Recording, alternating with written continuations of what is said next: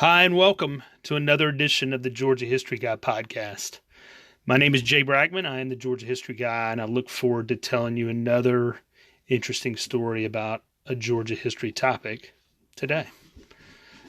Again, my goal is to tell stories that reflect the places, the people, and the events that have shaped our state. And I look forward to continuing to tell stories. I've been planning out my stories for this first quarter of 2021 and on into the summer, and really look forward to bringing some of those stories to light as we move forward. Today I'm telling a story that some of you may have heard about, and it's one that some of you who are sport fishermen have definitely heard about, and it's one that still is important to many people in Georgia in the South today.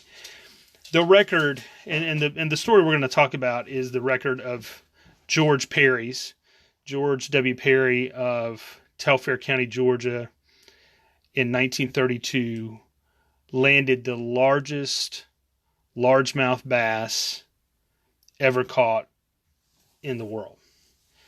And that record was held for an extremely long time, and only in 2009 was it equaled by a Japanese fisherman named Manabu Kurita in Lake Biwa in Shiga, Japan.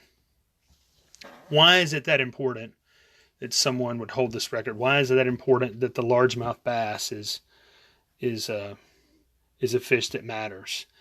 The reason it matters is because you can catch largemouth bass, except for some places out west where all the mountains are. All these warm weather lakes that you have most in the summers and all kinds of places around the South, the Southwest, Mexico, all places around the world, definitely places below the equator, near the equator, above the equator.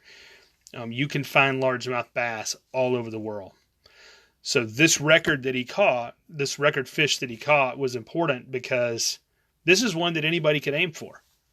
Maybe you could find one that was larger than that and land it. And yet from 1932 until 2009, nobody passed George Perry, and they still didn't pass it. Mr. Kurita just tied that record. That record is 22 pounds and 4 ounces. Many of you have been bass fishing before. You may have gone out and caught a bass that's 3 or 5 pounds, or maybe a little bit bigger. I've had some friends catch some fish closer to 10 pounds, and those are huge fish. A 22-pound fish, and there's definitely one picture of it, and there's one that's disputed, but it may be another picture of it. It was an enormous fish. There is definitely a picture of the fish that Mr. Kurita landed in 2009. So let's talk a little bit about Mr. Perry. Let's talk a little bit about that day, why he was fishing, and again, why this is important, and even how it became a record. Because today there are very stringent regulations for how you weigh the fish and how that is communicated to authorities where it's confirmed. And there were some back then, but the only reason he did it was because of a possible reward that he could get for it. So let's look at that. So George Perry grew up in Telfair County. Most of you have heard, possibly many of you who are Georgians have heard of McRae, Georgia. Now it's McRae, Helena. That's a township. It's the county seat there in Telfair County, right near where the bend in the Altamaha River starts heading down to the coast. So it's probably an hour and a half from Savannah and probably at least 3 hours from Atlanta to get to McRae. Mr. Perry was a farmer. He was a young man. He was born around 1910, so this is 1932. He was early 20s, and he was a farmer. And most days he would obviously have to work, and he was going to be working that day. And instead, it was raining that day. And he knew that if he got out there with his plow and his horse or his mule, based on the land that he had to farm, it was just going to be a mess. So instead, he called his friend Jack Page on June 2nd, 1932, and he said, "Hey, let's go fishing." So Jack had a truck, and Jack brought the truck over, and they went out fishing at a place that they went a good bit of times, and it's a place called Montgomery Lake. It's an oxbow lake, which means it's a lake that's right near a river, and basically there's a part of that where a long time ago it used to be connected to the river, but it's not anymore. It's off the river itself, but it's sort of a half moon shaped lake in Telfair County. Today, it's part of the Horse Creek Wildlife Management Area, or WMA, as a lot of us call it. And again, it's still an oxbow lake off the Ocmulgee between Jacksonville and Lumber City, Georgia. So, June 2nd, 1932, Jack Page and George Perry go out fishing.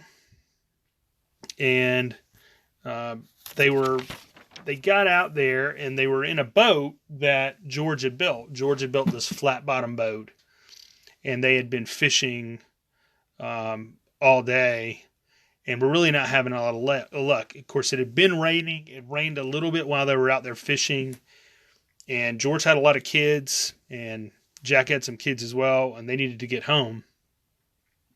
And while they were out, George decided, well, I'm going to make one last cast, and they only had one lure anyway. It was called a Creek Chub Fintail Shiner.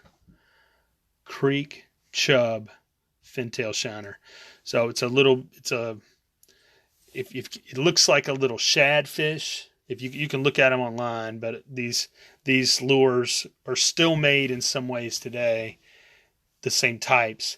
And then they have, several barbs on the bottom, not just one hook. So it was a pretty good sized lure to catch a bigger fish. You wouldn't catch a small fish with that normally. And he threw one last time towards a cypress stump, and the lure was drug underwater. This is a lure that could stay on top. It had sort of where the mouth of the fake lure was, there was sort of a plate that came out that sort of helped the lure stay on top of the water. And when they looked at it, it suddenly dove underwater. And they didn't know if it had caught the stump or what had happened. But very soon, George realized he caught a large fish. And he used, when he caught fish, he used those to help feed his family. Again, this is during the Depression. So I guess he was hoping he could bring it in, but he didn't know how big it was going to be.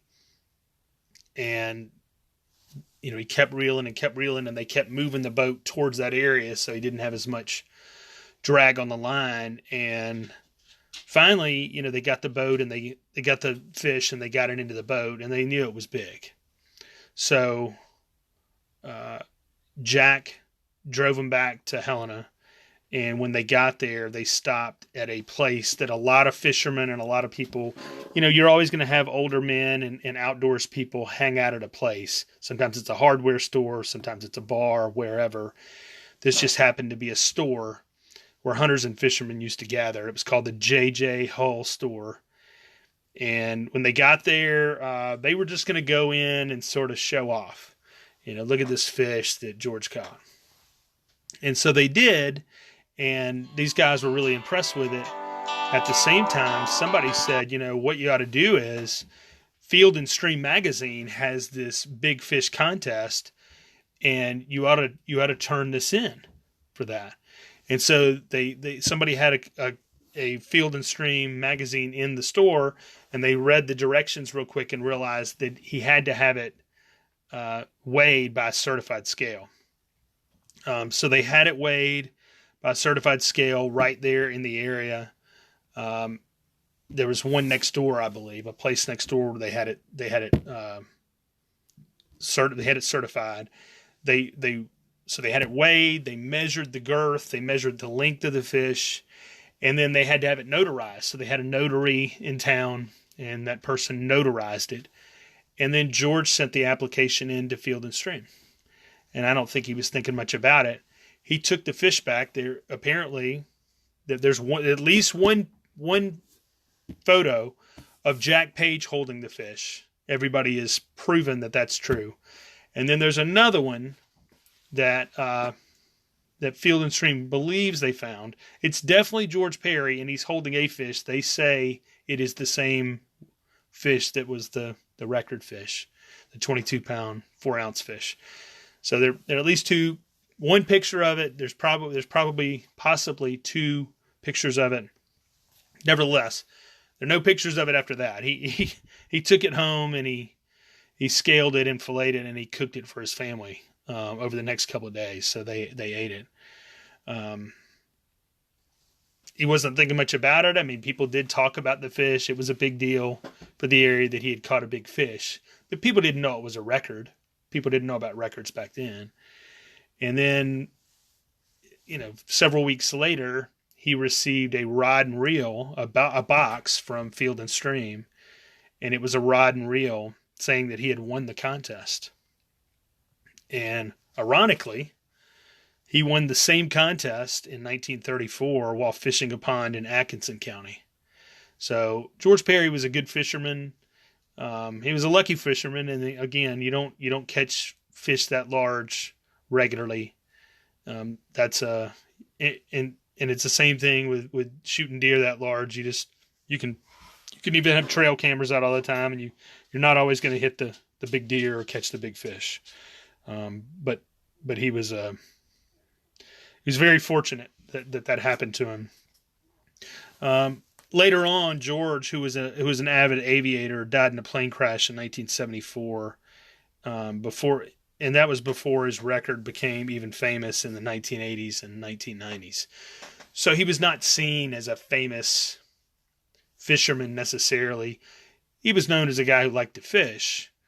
And he actually moved away from that area. He moved away from the Telfair County area after 1933. Again, this is during the Depression, and people moved a good bit based on where they could farm. So it's too bad that when in the 1980s and the 1990s, where records in fishing, and this is all types of records for trout, records for bass, records for shark, records for mahi-mahi, records for bonefish, whatever type of fish you can think of, they were kept very close by some international bodies. And these are ones that were published in magazines, and people started going for these records. And the George Perry record was one of the oldest ones in there for a long, long time. You would look at records, and somebody might have set the recent record in the 1970s or 1980s. And you kept looking at that largemouth bass record, and it said 1932. I remember reading Bass Magazine back in the 80s and seeing that record. It was a big deal, and too bad that he wasn't alive and wasn't able to see that. So if any of you want to go and find out where this is, or you're down in that area, some people might be not far from there. If you like to play golf, and you play golf at Little Oak Mulgee State Park, which is right near McRae Helena, it's a little northeast of town. That's not too far from Montgomery Lake. Montgomery Lake again is between Lumber City and Jacksonville, and it's marked. There's a marker there where you know where the lake is. It's silted over in some ways. It's not the same kind of lake it was back then, but it is at least a place you can visit. And if you're down there, you're welcome to stay at the Little Oak Mulgee State Park. They have some cabins there. And there's another place, if you want to eat while you're down there, there's a famous steakhouse in that area of Georgia called Benton Lee's Steakhouse in Uvalde, Georgia. It's about probably 20 minutes from the state park and probably 10 to 15 minutes from where Montgomery Lake, where George Perry caught the fish, is. So if you're interested and want to go down there, or if you're in the area and just want to ride through there, there's a couple things for you to do. I got a lot of this information from the IGFA website, the exploregeorgia.org website, and the bassmaster.com website. So again, I didn't read any books on this, but there's plenty of info online. And you can also, if any of you are interested in learning a little more about Manabu Kurita, You can find out a little about him. In fact, he had to come to Georgia. He had to come to the South for a fishing tournament one time, and when he did, the people in Georgia made a big deal about him making sure that he came down to Telfair County, and he actually fished. He just threw a couple of casts probably into Montgomery Lake, and it was a big deal to him. He knew that he had tied this record, and he knew the record was old, so it was a big deal. Anyway, this is an interesting story in Georgia. It's one that a lot of fishermen know about, and if you're down in that area in Telfair County in southeast Georgia, it's a cool place to drop by and sort of remember the past by. And again, the record still stands. It's just been tied. So thanks for being a part of the Georgia History Guy podcast, and we'll look forward to telling you another story next week. Take care.